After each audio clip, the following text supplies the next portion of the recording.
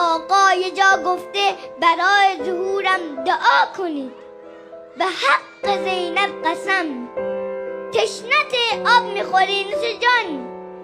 بشنو یه حرف از خود آقا نه من. آقا میگه کسی منو نمیخواد حتی به اندازه آب خوردن.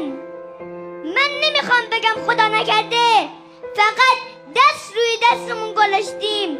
میخوام بگم آقا برای ظهورش دعا میخواد. همتشو نداشتیم. بهترین جای جبران گذشته تو پیاده روی 40. محاله کسی چشم دل وا کنه اونجا امام زمانش رو نبینه.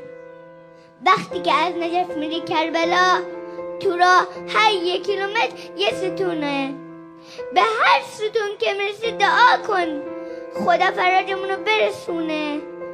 بمیرم آقا تو چقدر غریبی، هر جا رسیدیم تو رو خرج کردیم. حلالمون کن که آینه